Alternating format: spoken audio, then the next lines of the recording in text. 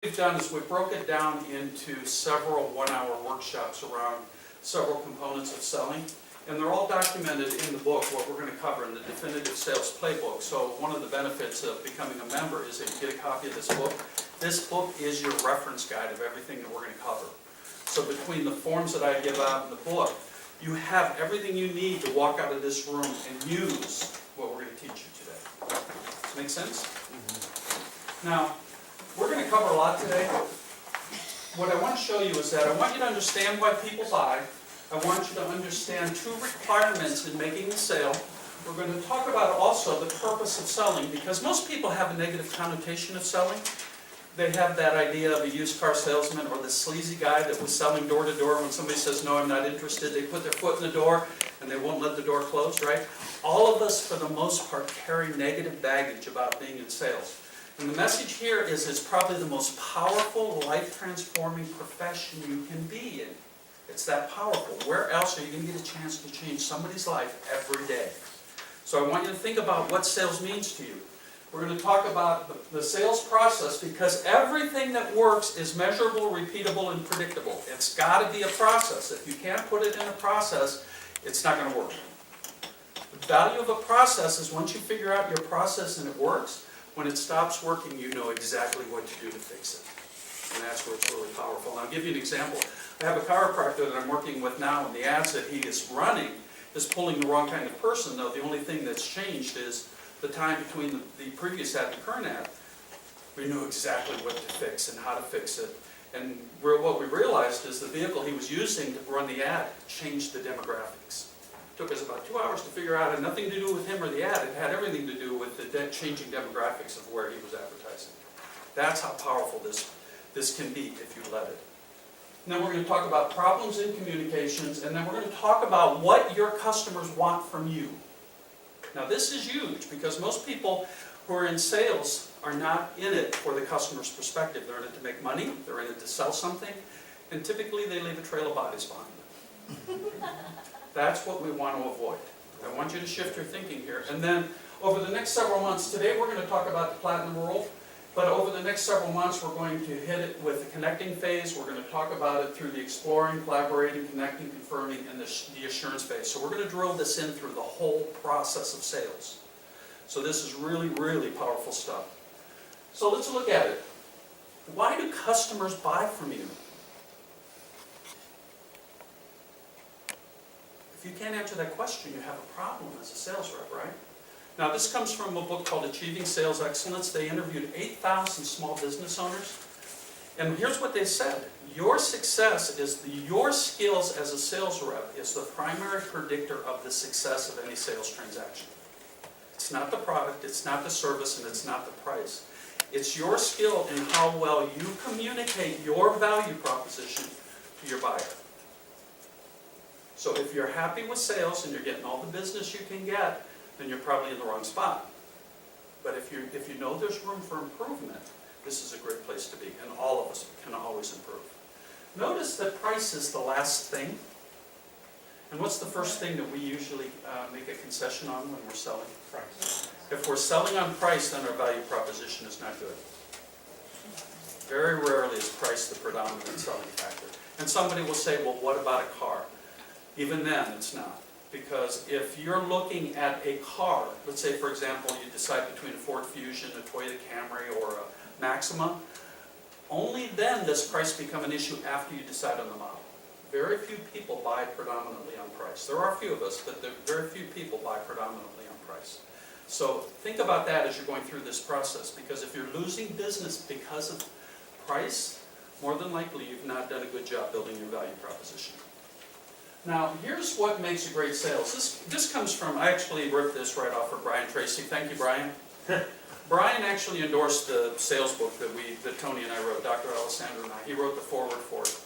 And I was watching one of his videos on sales, and he says there's two components of being successful in sales. One of it is your attitude. How you think about yourself, how you think about your product, how you think about your service, how you think about your company. The other part of it is skills. Now, my experience has been that if you have the right attitude, the right skill, the right psychological makeup, the skills are easy to implement. Many times we have to go back to the attitude before the skills are teachable, coachable, or implementable, right? So some people will say, I could never do that. Well, why not? And then what we find is it's a belief system that they have about themselves, about their customers, about their product or service, and then we untangle that belief, and then, oh, I can do that, right?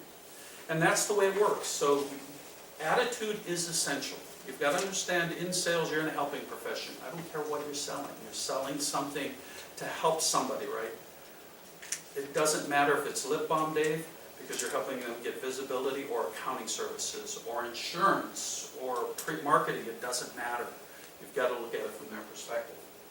Now, the bottom line of the skills is that we've got to educate our clients on why we're the right and safe choice. That's really what they want to know, right? And that's what this presentation is about. How to communicate with them the way they want to be communicated with. What is your purpose in sales? Does anybody want to volunteer, take a risk? Say that again? What is your purpose in being in sales? Anybody? To help people. To help people? Very good. Cheryl, Dave? And help them achieve their goals and grow their business. In your business as well? Well, it could be in marketing or in insurance. You're helping that person grow their business. Yeah, you're having a positive impact, Dave. Helping them solve their problems? Solve their problem, right? Yeah, any good sales rep is solving a problem of some sort, right? But I'm talking about a higher level of thinking. This is a combination of what I learned from Jim Cathcart and James Malachek. Jim Cathcart says that selling is changing somebody's life profitably. And what he says is that they're going to see so much value in what you do that they're willing to pay you for it. And that's really all selling is. I prefer James Malachek's definition of enriching the lives of others. I added profitably, because I want people to be paid. I want to be paid for the value I bring to the table. So when I meet somebody, my whole mindset is, how am I going to help them? And what way am I going to help them? It's about enriching their lives. And sometimes it's the value of a question. The most powerful question you can ask somebody might be just something that happens in a passive conversation, right? They're going to remember you for that. I like what Dave came up with. What's your tagline, Dave? Remember. It's all about being remembered. It's all about being So remembered. let me help you. Yeah. Let me help show you how to be remembered. Making it memorable. Right? So think again now, why are you in selling? Because if you're in it for the money, that's typically a short-term motivator. It's a very good reason to skip the ethics in selling and say and do some things just to get the sale. That's typically not a good way. Yeah, what? I was just going to say, basically making a difference in the person's business. Yeah, you just want to make a difference. That's what drives me, that's what motivates me. And I know many of you in this room, and I believe that that's what motivates many of you as well. So let's look at this a little bit. This is the sales process that I teach. It literally is a process. When you sit in front of somebody, there's a measurable, repeatable, predictable process that goes through every step of any sales transaction. And the first one is, how do you fill the sales funnel? How do you get people to talk to you? What is that value proposition that says, I'm going to raise my hand so you can talk to me, Ron? That's phase one of the process. Phase two is, how do you build rapport? More sales are lost in the rapport building process than any other part of the sales transaction. And I'll give you an example. My wife and I needed a new dryer. When we moved into our house, our dryer started smoking. And I looked on the internet and saw a couple places to start. I went over to Best Buy and I asked the lady, I said, you know, based on what you know about us, what you recommend? Obviously, she went top of the line. And I said, based on what you know about us, you know that's not the right one. Now, which one would you promote? And she pointed out a dryer, and I said, why is that? And she goes, oh, I just feel it's a good one. Well, why do you feel that way? Well, because people were talking about it. Now, if you're in my shoes, would you buy from her? No, I didn't either. She was selling to me the way she wanted to buy. Other people's opinion were important to her. I wanted the facts. Is it a good product? What's the quality? Repair rates? That kind of thing. So I left and I went over to Home Depot. And I asked the same question because they had the dryer that I was looking for. And I'm thinking, we got something here. And he goes, I bought that. And I'm thinking, great, I'll get good information. And he goes, I go, why'd you buy it? And he goes, well, I needed a new washer and I wanted a matching dryer. Would you buy it from that guy? I didn't either. Went over to Lowe's. asked the same question. And the guy goes, I don't know. I like Amana, that's all I sell. Well, why do you like Amana? It's because that's what we grew up with. And that's the brand I trust. Would you buy from him? No, I didn't either. Now here's where it got interesting. I'm trying to figure out how to buy a dryer, right? And one of my clients, whose brother works in the appliance industry repairing them, I called him up and I said, Mike, can you introduce me to your brother? I need to talk to this guy. And he actually works at a store, and he goes, yeah, we have 3 dryers on right now that will satisfy your needs. And he goes, the problem is the one that I'm thinking of has a big scratch in the front of it. And I said, no problem, it's in the basement, nobody's going to see it, right? I said, how much? He goes, $100, $35 for delivery. I said, okay, drop it off. Now, why did I do that? Trust. Well, he told me exactly what I needed to hear. I asked for a specific dryer with specific features based on what my wife wanted in the dryer, and he answered the questions. And he was very upfront. Yeah, this works, got a scratch in it. Now, here's my attitude. It would have been a half hour out, a half hour back, a half hour in the store to make a $100 purchase. Is that worth my time? No. So even if the thing worked, and there was a 1-month guarantee on it, so even if it only worked for a month, I at least had some time to take a deep breath and do some real research, right? Well, we still have it. It still works beautifully, and it's been 2 years. But the difference was the guy understood what I was looking for, and he sold to me the way I wanted to buy. So building rapport is one of the places where we lose business very, very quickly. We want to explore needs. If we don't ask the right questions, then we're going to lose business there. If we don't know how to take what we've learned and collaborate with the customer and the client on a solution, then we lose there again. If we don't know how to answer objections, we lose there as well. The 2 places I see people lose business the most is in the rapport stage and the answer objections. Because if you do everything right, the closing is a natural close and you do not have to ask for the order. If you're doing everything right, the sales is a natural process and you do not have to ask for the order. And then the last part is getting referrals. This is the process. We're going to start in the early part of this process now. This is the baseline that we're going to talk about. Mark Cuban, a billionaire. Here's what he says about sales. The best salesperson is one the customer totally trusts and never has to question. Is one who knows with every cold call made, he's closer to helping somebody, and then who takes an immense satisfaction in the satisfaction the customer gets. So let me ask you a question, and I don't want you to answer it, I want you to think about it. On number 1, does your customer trust you and never question what you say? Because if you can't answer yes to that, then you need to improve your communication skills, because I don't think it's an integrity issue, I think it's the way that the integrity is communicated. So think about that for a moment. If your customers are constantly questioning you, why are they doing that? There's something in your process, could be the wrong customer, wrong question, wrong product, wrong service, but there's some disconnect going on there. Now, in the same book, Achieving Sales Excellence, the number 1 requirement that 8,000 business owners demanded of the sales rep is what? Accountability. They want to know that what you're selling, you are accountable for delivering. How many sales reps have tried to sell you something, and when the deal's made, they walk out the door, somebody else comes in and says, oh, by the way, it doesn't work like that. They told you what you wanted to hear to get the business. And that's why part of the sales philosophy people we're talking to, they don't trust us, and they have very good reason not to trust us, because from a historical perspective, we don't do much to engender trust. That's why the rapport stage is so valuable. Now, the other thing, if we go back to this slide here, if you're having problems in any one of those areas, it's always best to go back to the rapport building stage, because if you're disconnecting in any area, building rapport back is the best way to recover that. Now, they do want you to be accountable, so when you ask yourself this question, what is the way I demonstrate accountability to my clients when I'm selling something? I'm sorry? Or recommendations from other clients? Well, that's social proof, but that's not accountability. I'm thinking, for example, something as simple as risk reversal. Steve? Doing what you say you're going to do. That's important, isn't it? That's very important. Follow-up. Follow-up is really huge. Your money back guarantee? Money back guarantee is another one. Being on time. Being on time, yeah. Notice that most of these are all behaviors, right? But think about it from a marketing perspective. What about risk reversal?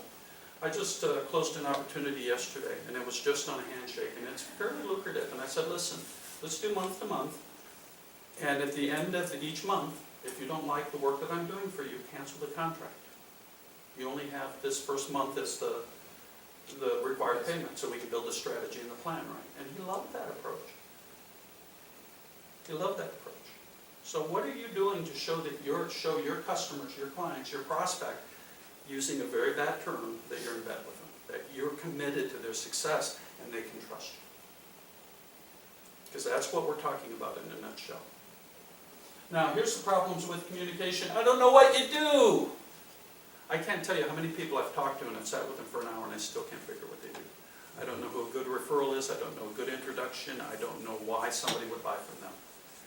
One of the things that I found in a networking event, there's two things that will hurt you tremendously. It's not being clear on your unique value proposition and rambling, or being so clear on your unique value proposition that you give me so much information it's overload.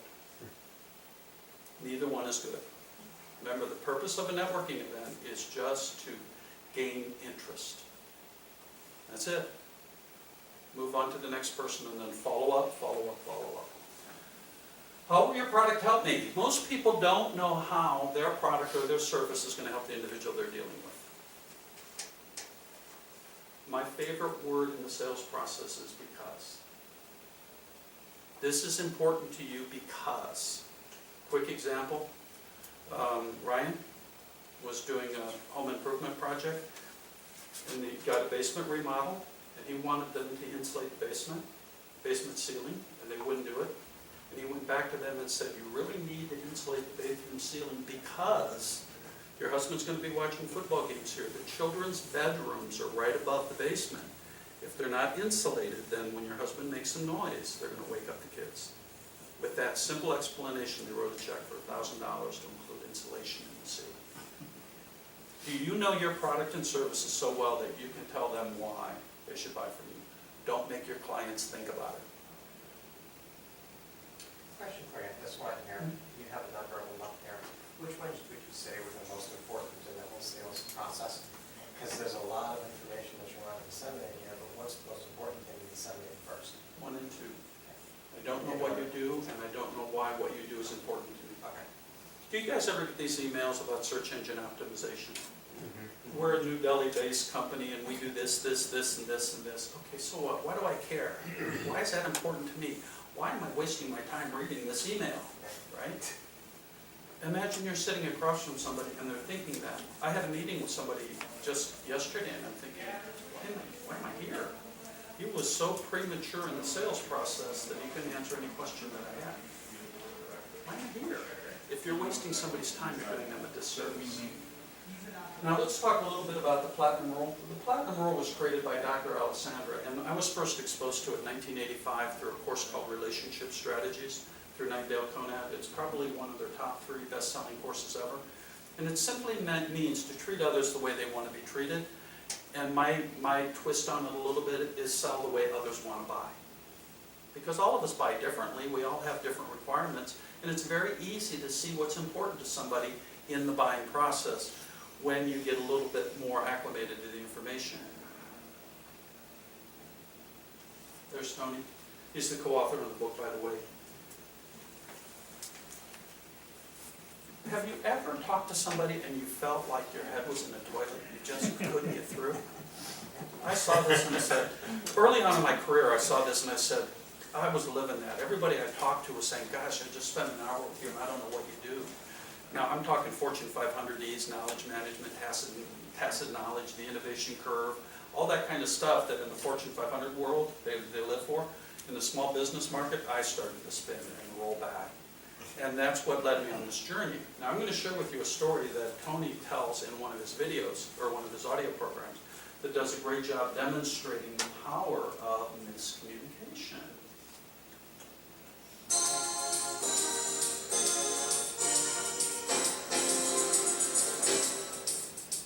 I walked into a computer store a few years ago, right in the early days of personal computers.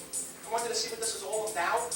And I was very afraid when I walked in because I didn't know anything about computers. I walk in, and in those days, they hired, as salespeople, they hired computer geniuses and then tried to teach them selling. I walk in the store, they ignore me. I ignore them. I walk up to a computer. It has color. It has sound. I love the computer already. I'm starting to play with the keys. 7 minutes later, a salesperson eventually walks up to me. His opening line led me to believe I was someplace other than the computer store. As he walked up, he pointed to the computer and said to me, "It's a beauty, isn't it?" I said, "It's incredible. I can't believe it. If I knew computers are like this, I would have been in a long time ago." He says, "Hey, let me tell you something about it." And he jumped right in to start telling me about this incredible machine, and he made his first major mistake. He didn't know anything about me. He didn't know my name. He didn't know what I did. He didn't know why I was there. He didn't know the problems or opportunities I was experiencing in my business. We have a key guiding principle, and it's this. Prescription before diagnosis is malpractice. That's exactly what that person was engaging in, sales malpractice. And then he compounded the problem. As he starts talking to me about this computer, knowing that he is a technological genius, how do you think he's describing this machine to me? Technical language. Bits and bytes, RAMs, ROMs, DOS, Unix. I don't know what the guy's talking about. It's a foreign language to me. But hey, I grew up in New York. I'm not going to let him know I don't know what he's talking about. I'm going to let me play along with this guy, right? He's throwing out all these figures, bits, bytes, whatever, and I'm saying, "Get out of here! No way! When did they put that much in?" I got to tell you, I got this guy going for 10 minutes. He's sweating, thinking I know more than he does. I'm feeling pretty good now, right? And then I blew it big time. Because in the middle of all this, he said, "Oh, by the way, most important thing, it's 64K. I said, "Too expensive." "No way. No way."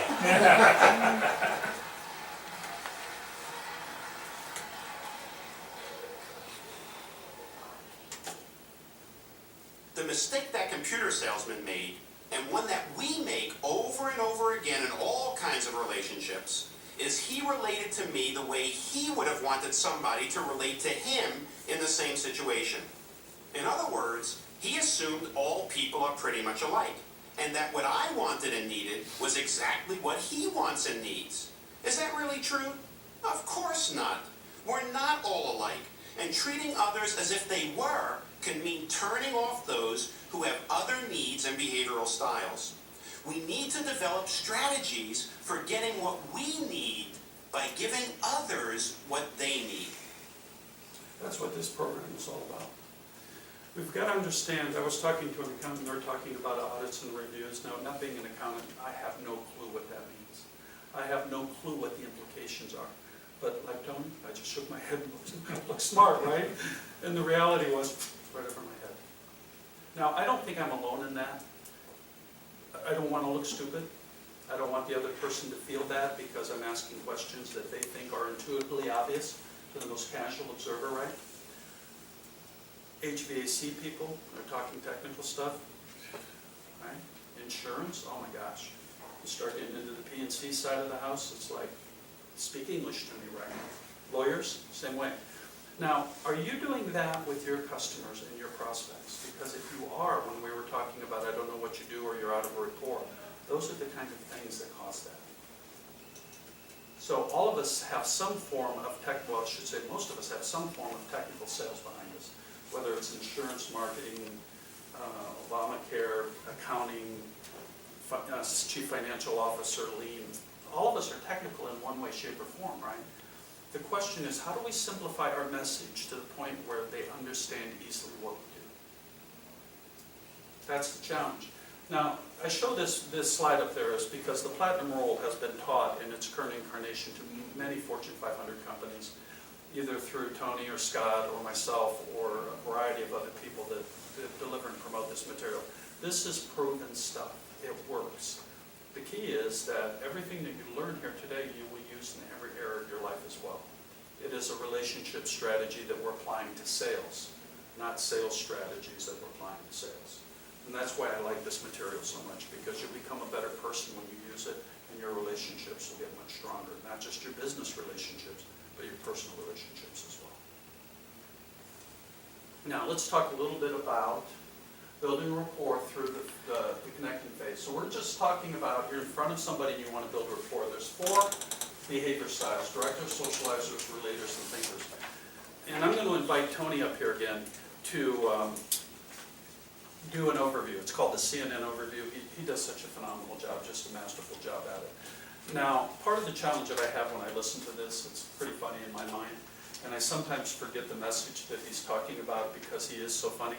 So try to stay focused on the behavior styles and understand the stories are in fact just a great way to deliver the message.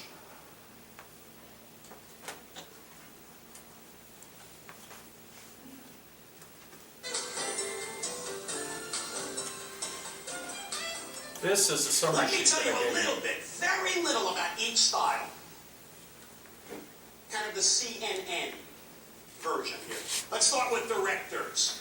Directors, their key desire, results, bottom line. Their motto, I want it done right, I want it done now, or I want it done yesterday. They're in a hurry for everything. These are the super achievers, focused, goal-oriented, success machines. They juggle a lot of things at the same time, doing well. They're great administrators, delegators. They work best under pressure, under deadlines, and they play to win. Another motto, winning isn't everything, it's the only thing. Do you know anybody like that? I would argue that everyone I talk to is like that. Because I'm talking to a lot of high-level executives or CMOs, and they all are like that. So if I were to approach, like I was reading over this, if I were to approach any of them with a warmth and friendliness, I feel like I would be laughed out the door. Like, I don't need you to like me, I just need you to tell me what you're going to give me. That's a very astute observation. These guys, relationships are secondary to them. They don't want to care about you until they understand why they should. So you hit the nail on the head. They're looking for that value proposition right up front, and if they see a reason to build a relationship with you where they can value from it, benefit from it, then they will care about that relationship. But don't go there up front. You are immediately out of rapport. When I said most people lose the sale at the rapport step, that's a perfect example. I'll tell you this about directors. If there's a downside, a weakness, I believe of all 4 styles, they're the worst listeners. But there's a reason. If they don't have time, they already know the answer. Why listen? How about our thinkers? Their key desire is organization, accuracy, precision. Their motto, everything in its place, and a place for everything. Their patron saint, Spock from Star Trek. Thinkers are the classic problem solvers, organizers. They're great at creating systems. They are highly inventive. And of all 4 styles, very likely the most intellectual. Da Vinci, Michelangelo, Einstein. Thinkers. I'll tell you this without a doubt. You want something done right, give it to a thinker. You want it done on time, think again. Now, if you're a project manager, that's good to know, because the thinker is going to take as much time as possible to get you the best results. So when I'm managing a thinker, I always give them an internal deadline that's much shorter than my external deadline, because I know they're not going to hit it. I know they're not going to hit it. So I've just built in the slack necessary to make sure that the stress goes away, right? How many people here, based on the first description, are directors? Yeah, there's a few of us. How many people are thinkers? Raise your hand, Joe. Right, there's a few of us. We're going to go through the other 4 styles now, or the other 2 styles.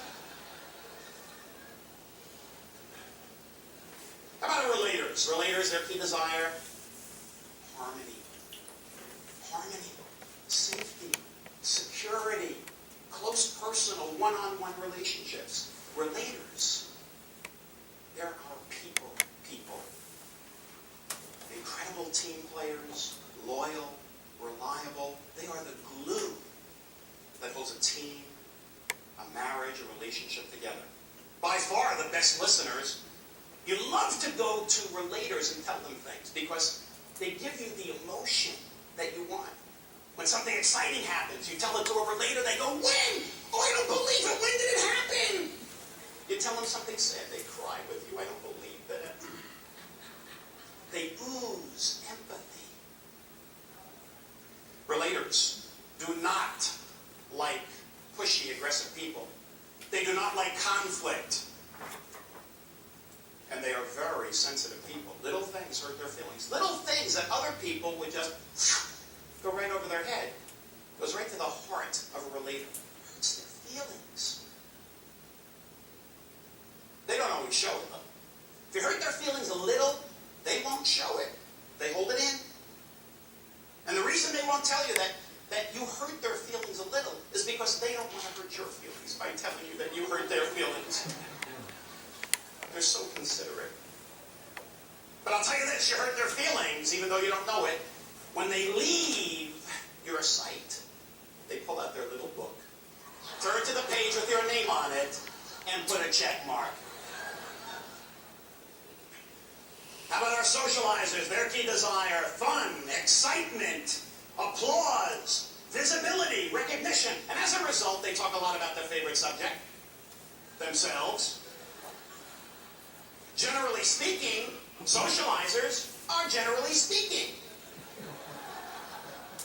The gift of gab, the power of persuasion. They have the ability to get other people more excited about their ideas than even they are themselves. The only group who could win an argument not knowing what they're talking about. They do not like negativity, negative thinkers, anything negative. They are so positive. Positive thinkers. They're the classic style, that they'll look at this glass. The socializers will look at this glass. What do they say? It's what? Half full. On the other hand, the thinkers look at the glass. What do they say? No, too close to call. Socializer problem area? Details. Details. It's not that they can't do detail work. They choose not to. Why were decimal points created? Ask a thinker how much you earn. Thinker says $33,335.42. Ask a socializer how much you earn. They say around $50,000, even though they earn $33,335.42. The monthly checking account statement comes in today. Would each style handle that event differently? Who's relator? Any relators in the room? Related? Socializers. Now, can you imagine a thinker selling to a socializer? Can you see the inherent disconnect, the need for details, the precision, the accuracy, and the socializer saying, let's have some fun, right? Or can you imagine a relator trying to sell to a director, where the relator's talking about, oh, how does that feel, and getting into the feeling, and the director's saying, what are you talking about, right? That's where it was talking about. Rapport is where the sale is initially made or lost. So let's go to the checking account. How's a director going to handle the checking account? Bill? I'm going to hand it to his assistants and say, balance that. Do it, right? He'll probably give you $20, right? What is a socializer going to do? Ed? We want to talk about it. What's this? I still got checks, right? Is there money in there? That's enough, let's go. That's exactly right. What's a thinker going to do? Is this balanced? Take that. 3 decimal points. Oh, the moment it comes in, right? They're going to balance that checkbook. And what's a relator going to do? We're going to treat it as a family bonding experience. Come on. This is true. I was teaching for Fred Partners in New York, and I was playing this video, and there was a relator in the audience, and I was telling this story, and she started laughing, and she was laughing so hard she just disrupted everything. And I stopped and I said, what happened? And she goes, I do that! So this stuff is really powerful. Think about 2 thinkers married. No, nothing ever gets done. I know. Yeah, nothing gets done today. Nothing gets done. Right? That's why I said these are relationship strategies we're using in sales. That's a really good point. Let's finish this up. I mean, the day it comes in, who will balance it to the penny that day, no matter how long it takes? The thinker. The day it comes in, the director gets it and looks for somebody to delegate it to. Would you do this for me? I don't have the time, the patience. I'll give you $20. comes in, the socializer looks at it and says, what is this? Why do I keep getting this? And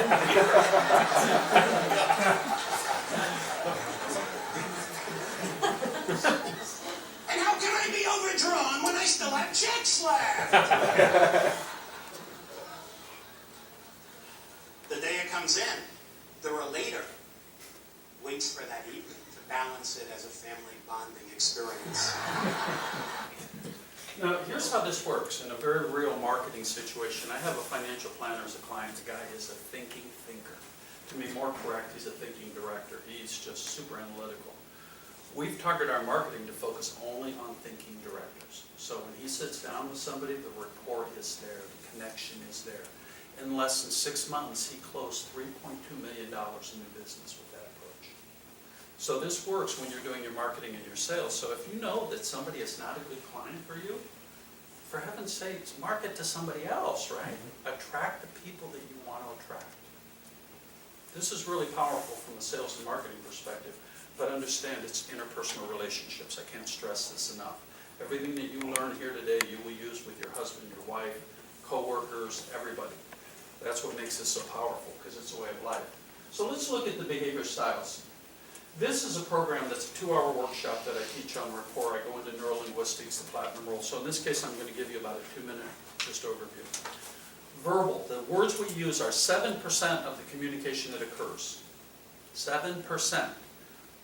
The vocal, timbre, speed, variety, is about 37% of the communication, the meanings of the words we use. How we look is the balance of that, and I believe that comes out to about 53%. So how we look communicates more than the words we say, and this is how it works. Let's pretend for a minute, I'll use Joe if it's okay. Joe and I are scheduled to be in a meeting, for example, and I'm late, and Joe's running the meeting, and Joe looks up, and he sees me walk in, and he just goes, Ron's here. What did he communicate when he said that? Disappointment. I have such trouble with this because I'm just trying to reflect a statement of fact, right? Ron's here. It's a statement of fact. Ron's here, right? It's just verbal. Now, let's use the same scenario. Walk in, and Ron comes in, and he looks and goes, oh, Ron's here. What do you sense there? Eyes go down, disappointment, disdain. And it was same 2 words, right? The only thing that was different is the way I looked and the vocal variety when I delivered it, right? So if we take that to the third step and say, I walk into a meeting and Joe, you know right where I'm going with this. Ron's here! Yeah, he knows right where I'm going with that. The display, the emotion, the body language reflected more than anything. And it's same 2 words, right? One was just a statement of fact. One was an expression of disdain, despair. I don't really like this guy. And the other one, we're good friends, we're best buddies, and maybe we're going out for a beer afterwards, right? All just by the way I looked doing that, right? So understand that the words we use, the way we sound, and the way we look communicate far more from a rapport perspective when you're meeting somebody than you could ever imagine. So how do we know this? Let's go forward, and there's 2 dimensions here. I'm going to ask you to take a quick cut at your own behavior style going through this. They're open, they're guarded, they're indirect, and they're direct. Open simply means they're people-focused, relators and socializers. Guarded means they're task and results-oriented first. That's what's important to them. Direct people are very direct. You can almost perceive them as being aggressive in their communication style. So when I host facilitate the action circle, I'm very direct. Let's get back thing, right? Indirect, you can almost perceive as passive in their communication style. Everything is qualified.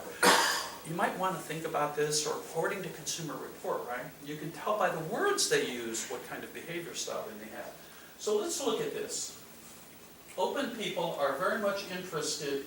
They're very easy to get to read and get to know. They wear their emotions on their sleeve. You can see their facial expression. You can tell when they're happy and they're unhappy. Their eyes just glow, the smile on their face, right? They can't hide their feelings. They're very open with their use of time, and relationships are very, very important to them. And here's how this can play out. If somebody's chronically late, they're more important, and they're having a dynamic discussion. They're going to keep that discussion going and make somebody wait, because that discussion and that relationship is just so important, right? My belief, it used to be if you're late, it was disrespectful. It had nothing to do with me. It was the priority of the individual that I was meeting with. Guarded people are very tight. They want to work with results and tasks. They want to know what the agenda is, and they want to know how much time they should budget for the call. They're very, very tight. They're hard to read and hard to get to know. They don't wear their emotions on their sleeves. You're not going to be able to see what they're thinking and they're feeling very easily unless you're very good with body language. Open people make their decisions based on feelings. Oh, that feels good, right? Makes sense. Yesterday, I just picked up a new client, and I asked her, I said, we just met on Friday, I said, and we're here and we're doing a very nice deal. And I said, what happened? Tell me. And she goes, you passed my radar test. Those were the exact words she used. I said, what do you mean? She goes, when somebody comes into my office, if that radar goes up and there's a sense of guardedness, then they don't come back in. And she goes, you passed my radar test. She had no clue about what my knowledge, what my skill set was. She just knew that I knew that I passed her radar test. That's a great example of making decisions based on feelings. Another example is they may jump to conclusions. A, B, C, Z. Well, how'd you get to Z? I don't really know. It just felt right. You'll see that kind of thing. They're not especially logical. They're very much feeling oriented. Whereas guarded people are evidence-based. What's the facts? What's the reality of this situation? Like me in the dryer at the time when I was buying, I wanted the facts, right? I didn't want the feelings. Open people focus on opinions and feelings. What's your opinion? How do you feel about that? Guarded people have a tendency to focus on task and facts. So you can see the inherent disconnect if you're speaking to a director who wants to hear facts and tasks, and you may be an open person or a socializer talking about how does that feel, and you want to know your opinion about this, and did you watch the Browns? Come on, let's get back. What's the focus? What's the purpose of the meeting, right? Conversations on open people have a tendency to stray. I can cover my sales call with the director in 30 minutes, and with a socializer it takes me an hour and a half. And I budget my time accordingly. I know that. And it just is what it is. Because the relationship is important to them, and I put time into the sales process to allow to build that relationship. Same with the relator. You can budget your time accordingly. Guarded people want to stay on the subject.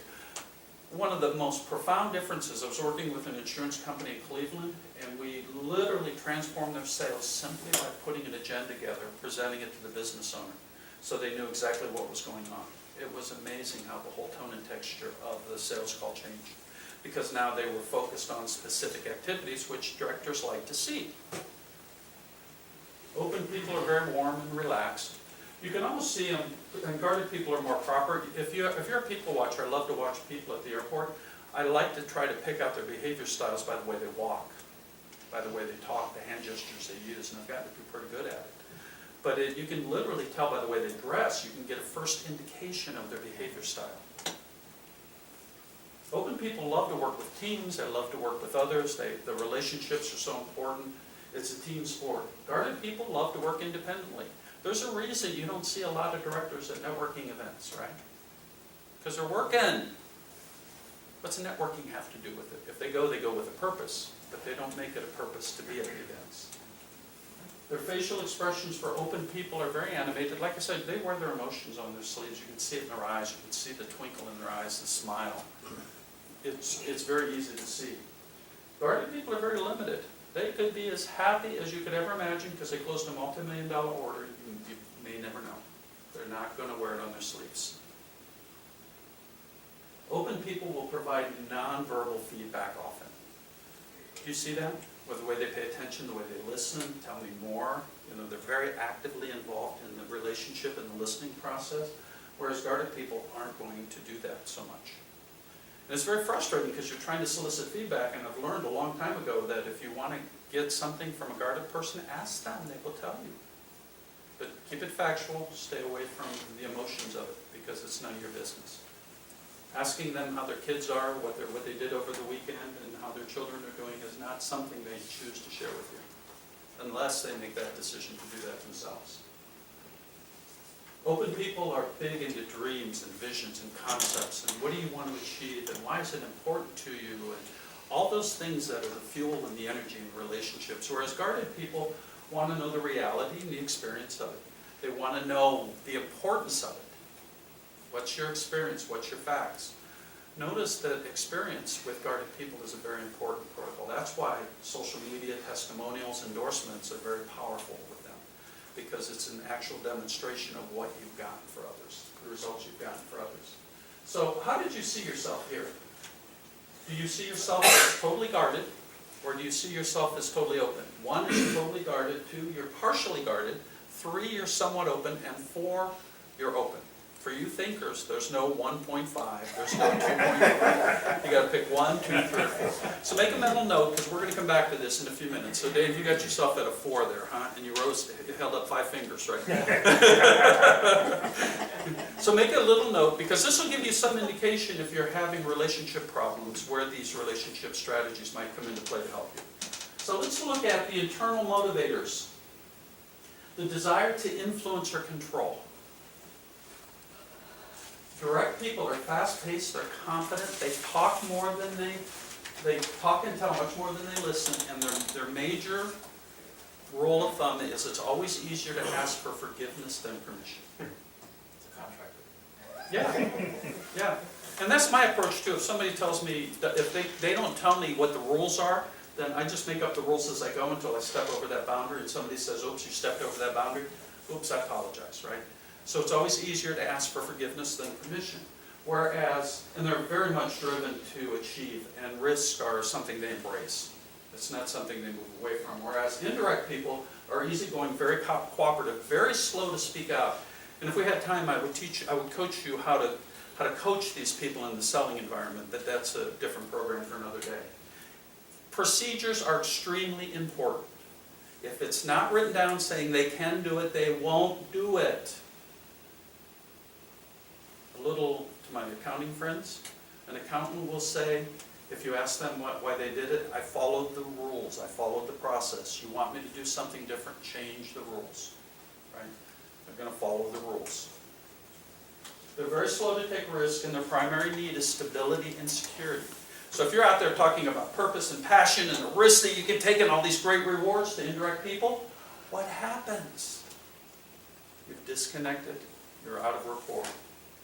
Their approach to risk, the direct people are very quickly, they're very spontaneous because they're very goal-oriented, and because they know what they want to achieve. When they see something, they can make a decision very, very quickly. Whereas the indirect people are very slow to risk, and they're very, very cautious in risk. A good example, about 15 years ago, the heat exchanger in my furnace broke. I needed one. So I called 3 people. One guy came out and I said, listen, I'm not buying on price. I want a 92%. I want something that's got a strong guarantee. So he gave me a 92%, but he only had a 90-day guarantee. Right? It was only $2,000. Next guy came in, I just didn't trust. I didn't understand what he was doing to size it out, and I just ruled him out. And the third guy came in and said, what do you want, Mr. Finklestein? I want a 92% efficient furnace with a strong guarantee. I never have to worry about it. He goes, we only have one furnace that addresses that. It's top of the line.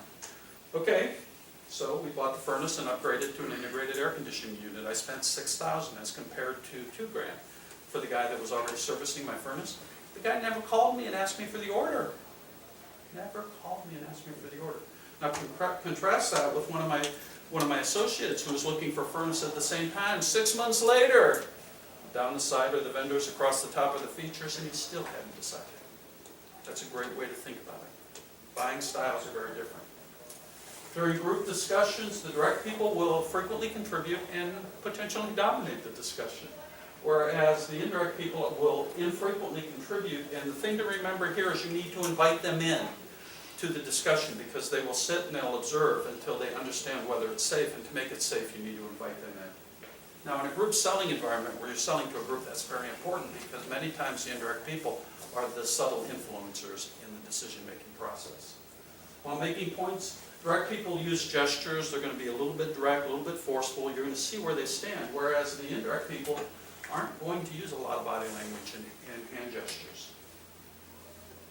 Statements are made emphatically. Buy this Toyota Camry, it is a wonderful car, is what a direct person will say. An indirect person might say something to the effect, according to Consumer Report, the Toyota Camry is a good car to buy because of the high quality and the gas and just go on and justify it through explanation, right? See the difference?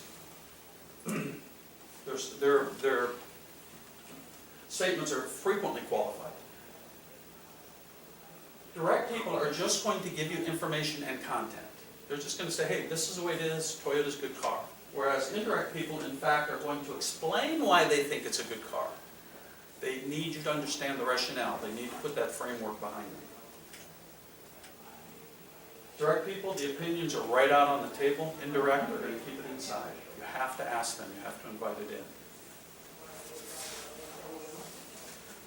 Direct people are basically impatient and competitive, or at least they're perceived that way.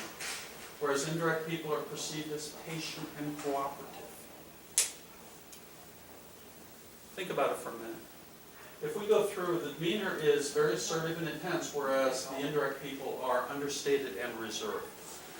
If we looked at from a career perspective, who are the directors? What careers are they attracted to? Better yet, who is the biggest director in the news almost every day? Obama. Dick Cheney, right? George Bush. They're no nonsense. Let's get to the results. And part of the challenge is with Obama is he's left a trail of bodies behind him to the point where Congress is stagnated, and the director will do that. Who are your socializers? Joe Biden. What's that? Joe Biden, maybe? Yeah, he's got a fairly strong social bone, but those are people who are in the news that need to be in the limelight. Look at me, recognize me. Jimmy Donovan, Robin Swoboda, Oprah Winfrey, David Letterman. Think of those kind of individuals, right? Who are our relators in the group? There are helping professions, nurses, teachers. Those people are very much involved in the relationship kind of activities. And the thinkers of the room are IT professionals, are engineers, many times consultants that have a strong, are Six Sigma guys, right, have a strong thinking tendency. So if you know the profession, you have a pretty good idea of their behavior style. So if I'm the director and I'm selling to a thinker, I can't sell the same way I would sell to a relator or socializer, right? Eye contact is usually sustained. Directors will have a staring contest, and to them it's competitive. Hey, let's stare it down, right? Whereas relators will go like this. And we are taught to believe that if we don't make eye contact or distrustful, that is an invalid. That's not a valid assumption. It's not a valid belief. It just simply means they're indirect and they see eye contact as a potential conflict. And they're going to avoid that, right? So you've got to be careful on how you read body language. Because indirect people they'll look away if they feel it's too intense. I was teaching at Fred Pryor, and there was a woman sitting right in front of me, and I sat down and I was going to demonstrate active listening to her. And as soon as I sat in front of her, she just pushed her chair away, went back and went like this. And it wasn't even more. Just the fact that I sat down in front of her, she found as threatening. It's an extreme case, but a true story. Now, rules and regulations. For directors, it's windows of opportunities. Here's something you really need when you're working with directors. Tell them what they can't do. Because if you don't tell them what they can't do, they're going to do anything they need to do to get the results. Thinkers, you tell them what they can do. They're going to follow the letter of the law. If it's not written down saying they can do it, they're not going to do it. That's why procedure manuals are so important in an office. In general, direct people talk more than they listen. Indirect listen more than they talk. Overall, they're going to tell you more than they ask. They're not very, we know we're not good listeners. That's one of the skills that we have to work on. The indirect will ask more than they tell. Now, how do you see yourself on the direct-indirect? Are you A, B, C, or D? Dave, you said you're a 5 on the open. Where are you on the direct-indirect scale? I'd say maybe a C. Maybe C? I think it says B, C, but. Yeah, let's take a look at that. And the reason I want you to write this down is because you're going to get an indication of your behavior style. If you're guarded and direct, more than likely you're a director. If you're guarded and open, you're a socializer. And if you're open and indirect, you're a relator. And if you're indirect and guarded, you're a thinker. Now, can you imagine what you can do with this information when you walk into a sales call to meet somebody, into a networking event, into a family environment where you're selling insurance, to an employee that you're wondering why they're not working or why they're not delivering the results you want to think about? How do you deliver bad news? How do you deliver good news? How do you get them to change their behaviors? The key is in this right here. Now, here's your action plan. What I did is I gave you a list of a summary that talked about everything that we talked about. I want you to identify at least one person that you wonder about the relationship that you're struggling with, that you're not relating to or connecting with. And I want you to identify their behavior style, and I want you to identify your behavior style. And then what I want you to do is, based on what you learned on this sheet, if I may borrow this mat, based on what you learned on this sheet, create a relationship strategy that you will use to turn that relationship around or make a good relationship even better. That's how we use that. Now, over the next few months, we're going to get into this in a lot of detail in the sales environment. So, with that being said, Sheila, would you turn off the camera? With that being said, what